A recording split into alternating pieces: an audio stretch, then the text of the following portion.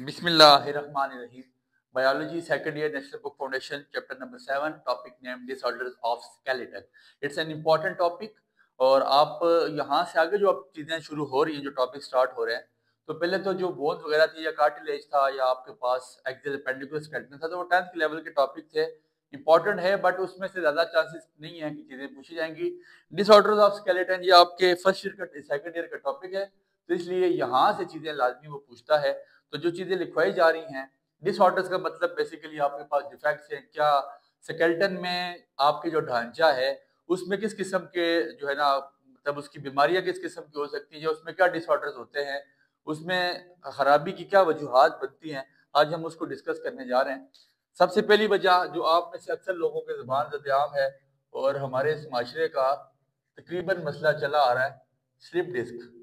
आप सुनते होंगे यार फलां शख्स से उसकी डिस्कें स्लिप हो गई हैं जी, आप फलां वो चल खड़ा नहीं हो सकता या उसको पेन बहुत ज्यादा सिवियर हो रहा है। तो स्लिप डिस्क बेसिकली होता क्या है, उसके बारे में आज हम पढ़ने जा रहे हैं।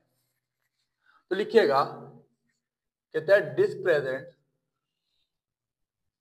Present in vertebral column. जिस तरह लिखवाया जा रहा है बच्चा आपकी आसानी के लिए इसको इसी तरह लिखे, disc present in vertebral column called vertebral disc. जो डिस्क आपके पास वर्टिब्रल कॉलम में प्रेजेंट होती है आपकी रीढ़ की हड्डी में, उसको हम वर्टिब्रल डिस्क का नाम देते हैं। ये बेसिकली क्या है, it is cushion like pad, cushion तकिया basically, cushion like pad that consist of nucleus, that consist of nucleus,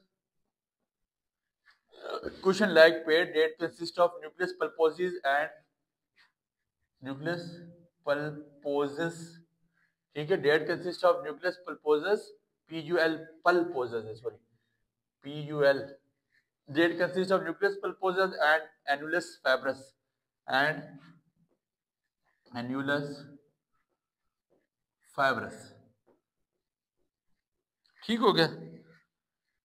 अब ये बेसिकली दोनों चीजें हैं क्या, ये आपके पास एक तकिया नुमा कुशन लाइक पेड़ है, तो इसका आपके पास जो आउटर सरफेस है इसका नाम है annulus fibrosus, annulus fibrosus, fibrosus, ठीक है।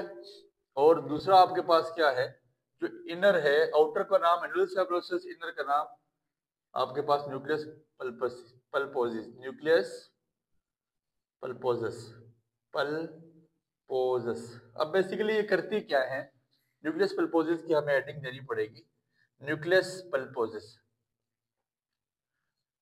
न्यूक्लियस पल्पोसस के बारे में लिखिएगा, इट इज इनर, अंदर वाली, it is inner semi fluid, semi fluid which act as a rubber ball, which act as a, देखिए ना आपकी ये कमर है या आपकी वर्टिब्रल कॉलम है, आप इसको बेंड अपनी मर्जी से करा सकते हैं। तो कभी आपने सोचा यार कि कार्टिलेज जो आपकी बोन है वो पूरी मूव डाउन हो रही है या बेंड डाउन हो रही है, वो वजह क्या है? तो basically it is inner semi fluid which act as a rubber ball to give a disc and elasticity, to give a, which act as a rubber ball, ये लिखिएगा, व्हिच एक्ट एज अ, जो किस चीज के तौर पर एक्ट करती है, रबर बार के तौर पे, to give a disc elasticity and compressibility, to give वो क्या देती है, to give a disc its elasticity and compressibility,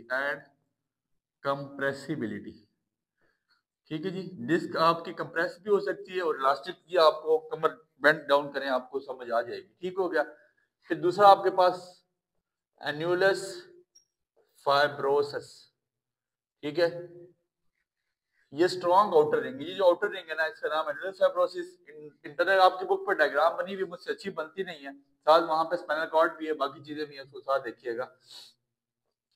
strong outer ring of, strong outer ring of fibrocartilage, of fibrocartilage which hold, अच्छा, strong outer ring of fibrocartilage लिख लीजिएगा, strong outer ring of fibrocartilage which hold together successive vertebrae, which holds together successive vertebra है, picture उसके diagram आप देखिए vertebral column की, तो आपने एक दूसरी जो आपके पास कार्टिलेजेस है ना फैब्रो, मतलब ये आउटर कवरिंग है फाइबर कार्टिलेज की, जिसने वर्टिब्रल कॉलम को आपस में जोड़ा हुआ है, ठीक है।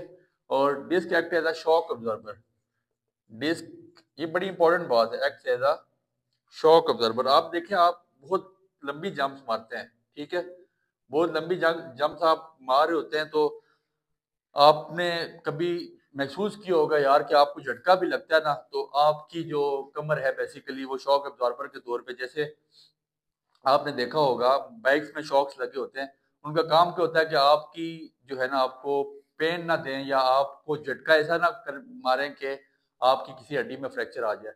तो बेसिकली डिस्क जो आपके पास है वो काम यही कर रही होती है कि जितने भी शॉक्स लगते हैं, जितने आपको झटके लगते हैं, आप छलांग मारते हुए या आप उछलते हुए कहीं से गिर जाते हैं, तो ये शॉक्स को अब्जॉर्ब करती है, ठीक हो गया। ये उन झटकों को अब्जॉर्ब करती है और आपकी वर्टिब्रल कॉलम को क्या करती है, फ्रैक्चर होने से बचाती है। अब टॉपिक तो हमारा स्लिप डिस्क है सर, आपने तो हमें वर्टिब्रल कॉलम के बारे में बता दिया और फाइब्रोसिस, एनुलस फाइब्रोसिस और न्यूक्लियस प्रोपल्सिस के बारे में बताया। हमारा टॉपिक तो ये नहीं है सर, हमें बताइएगा स्लिप डिस्क क्या होता है। तो अब हम चलते हैं स्लिप डिस्क की जानिब। आई डोंट थिंक कि आपको मुश्किल लगे, ये चीजें आपको बतानी लाजमी थी, इसको समझ आ गई तो फिर आपको ऑलरेडी जो है ना स्लिप डिस्क समझ आ जाएगा, वो मसला नहीं है।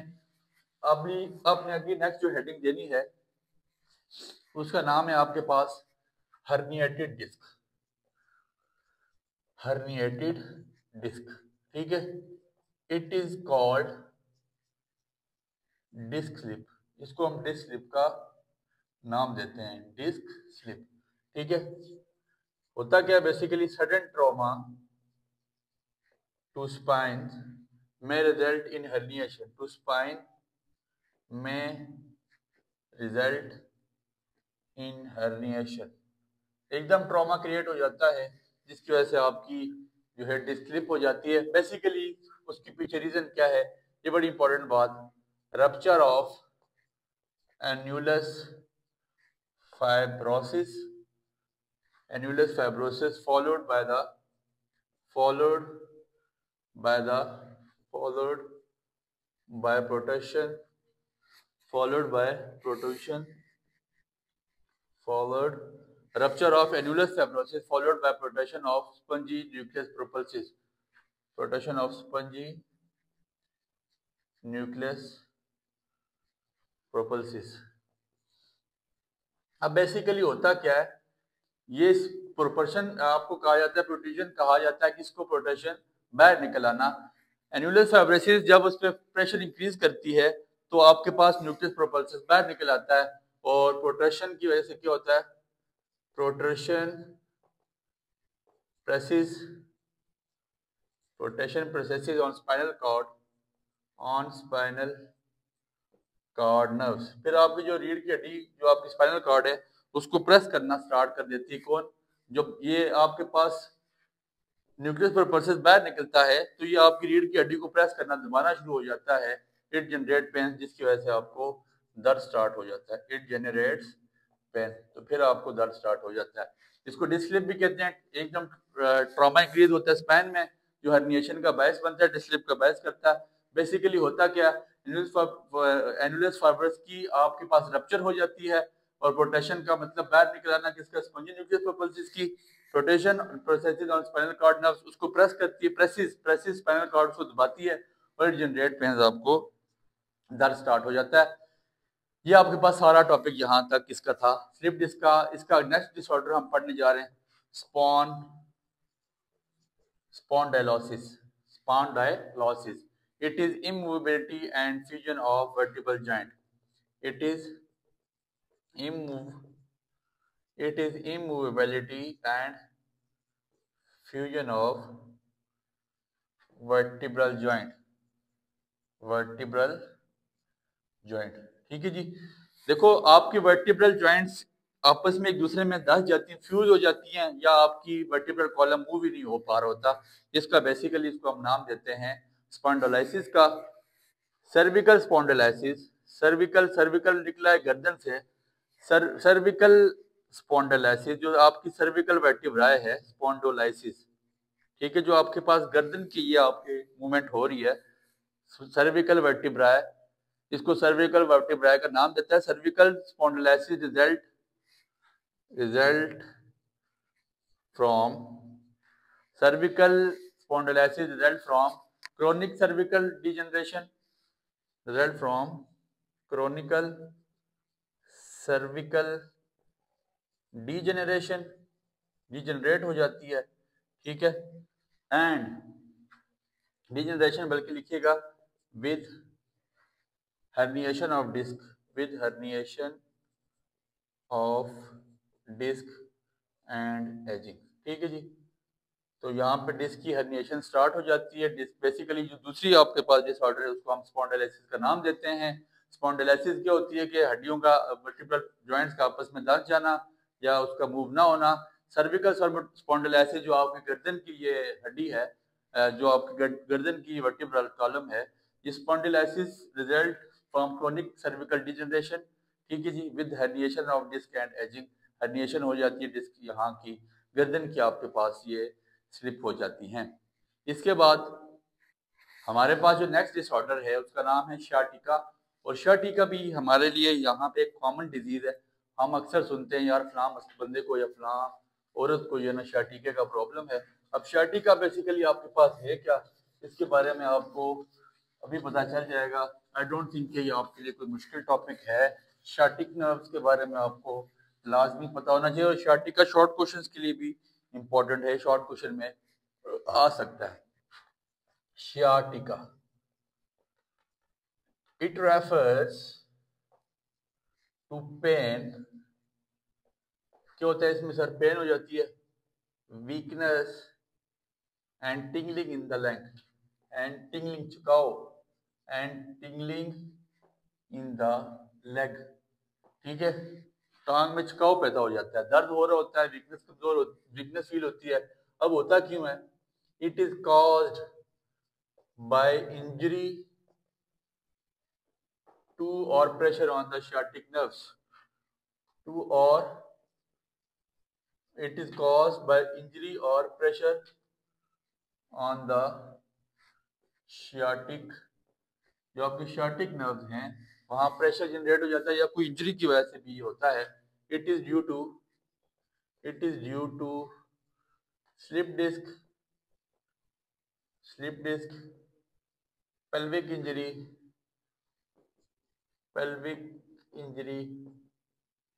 ट्यूमर्स, ठीक है, it is due to slip disc, pelvic injury, tumour and fracture. ये फ्रैक्चर की वजह से, स्लिप डिस्क की वजह से या किसी कैंसर ट्यूमर की वजह से आपके पास ये हो जाती है। आपके पास शियाटिका, बस इतनी सी बात आपको शियाटिका बारे में पता होनी चाहिए। इसके बाद आपका बेसिकली ये इस टॉपिक का हिस्सा तो नहीं है आर्थराइटिस, लेकिन आपकी बुक ने इसके साथ लिखा है डिफॉर्मिटीज ऑफ स्किन, एक ही चीज है, चलें उसको मान लेते हैं। बेसिकली आर्थराइटिस इसका जेनेटिक कॉज है, ये आपके पास जीन में ट्रांसफर होती है। तो इट इज, लिखिएगा, इट इज इन्फ्लेमेटरी और डिजेनरेटिव डिजीज, और degenerative disease that damage joints, ठीक है जी। इट इज इन्फ्लेमेटरी और degenerative disease that damage joints, या आपकी जॉइंट्स को डैमेज करती है। इससे होता क्या है, आर्थराइटिस आपने क्लास 10 नहीं पढ़ी थी। It results in pain, it results in pain, stiffness, थकावट and swelling in the joint, और जॉइंट्स में आपके पास सूजन पैदा हो जाती है। टाइप्स ऑफ आर्थराइटिस, ये इंपॉर्टेंट है, ये आपको शॉर्ट में आ सकता है। टाइप ऑफ आर्थराइटिस, ठीक है, आर्थराइटिस के आपके पास कौन कौन से टाइप्स हैं इसके बारे में लिखिएगा। Types of arthritis, osteoarthritis, arthritis, ठीक है, rheumatoid arthritis, rheumatoid arthritis, spelling तोड़ दिया ना, ऑस्टियोआर्थराइटिस, रेमेटॉइड आर्थराइटिस। और आपके पास तीसरी किस्म का जो इसका जो स्पेलिंग है ना, स्पेलिंग को आप कोशिश किया करें कि तोड़ के ना प्रोनाउंसिएशन करा करें, ज़्यादा बेहतर है।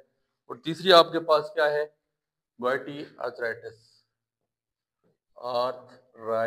ये इंपॉर्टेंट टॉपिक था, मैंने सारा ही जिस तरह लिखवाना था, आपने जिस तरह पेपर में प्रेजेंट करना है वो पूरी बात ही मैंने आपको लिख के बता दी है।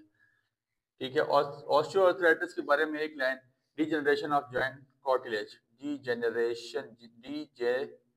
Degeneration of joint cartilage, it is osteo arthritis. ठीक हो गया, ऑस्टियोआर्थराइटिस। इसके बाद रिमोटॉइड आर्थराइटिस क्या है, inflammation of the membrane of joint,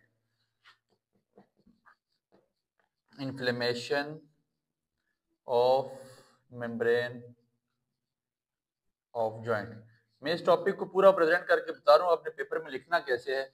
बाकी ये चीजें वही हैं जो पढ़ी हुई है, कोई इसमें इतनी डिफिकल्ट बातें हैं नहीं है जिसको हम इतना जो है ना वो ज्यादा ड्रैग करें। Inflammation of membrane of joint, उसके बाद कार्टियोसाइटिस क्या, accumulation of uric acid, accumulation of uric acid. ठीक हो गया बच्चे, ये आपके पास आर्थराइटिस और इतना इनफ है। इसके बाद हम ऑस्टियोआर्थराइटिस पढ़ने जा रहे हैं, यहाँ तक आप इसका स्क्रीनशॉट ले लें ताकि हम ऑस्टियोपोरोसिस को पढ़ के आपसे इजाजत लें। आर्थराइटिस हमने पढ़ लिया, इसके बाद आखिरी जो आपकी बुक टॉपिक लिख रही है उसका नाम है ऑस्टियोपोरोसिस, सॉरी ये जुबान में आ रहा है, ऑस्टियोपोरोसिस। ठीक है, पोर्स सुराख हो जाना, सुराख बढ़ जाना, गैप ज्यादा हो जाना, वजन में कमी आ जाना हड्डियों के, इट इज कॉल्ड ऑस्टियोपोरोसिस। ठीक है, तो ऑस्टियोपोरोसिस के बारे में हम लिखते हैं, osteoporosis, it is basically due to hormonal cause, not a genetic cause। ठीक है जी, ये आपके हार्मोनल डिसऑर्डर से भी हो जाते हैं। it is a disease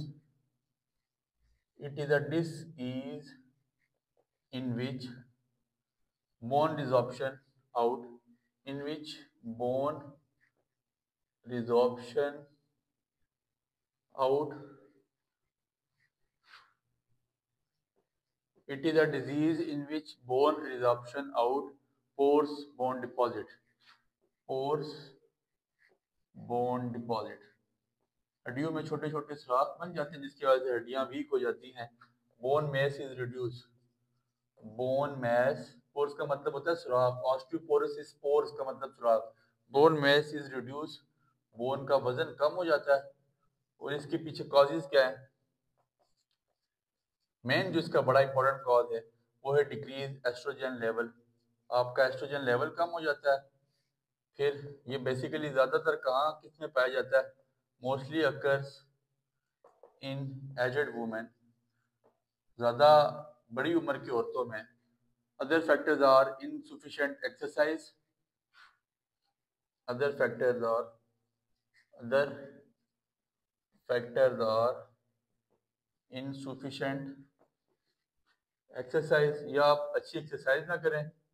ठीक है, अनहेल्दी डाइट, या आप ऐसी डाइट लें जो हेल्दी ना हो, प्रॉपर डाइट आप ना लें, फिर भी ये बीमारी आ जाती है। ठीक है जी, फिर इसके बाद मतलब कैल्शियम लेवल में आपके पास या प्रोटीन लेवल में कमी हो जाए, फिर भी आपके पास ये बीमारी आ जाती है। इनसफिशिएंट एक्सरसाइज लें, अनहेल्दी डाइट ले लें, फिर इसके बाद आपके पास तकरीबन lake in calcium and protein, अगर आपकी बॉडी में इनकी भी कमी हो उसकी वजह से भी ये बीमारी आ जाती है, ऑस्टियोपोरोसिस। ये बेसिकली आपके पास हार्मोनल कॉज है, जेनेटिक कॉज नहीं है। उम्मीद है आपको ये टॉपिक यहाँ तक समझ आ चुका है। बहुत इजी सी बातें थी, दुआओं में आपने याद रखना है। बहुत शुक्रिया।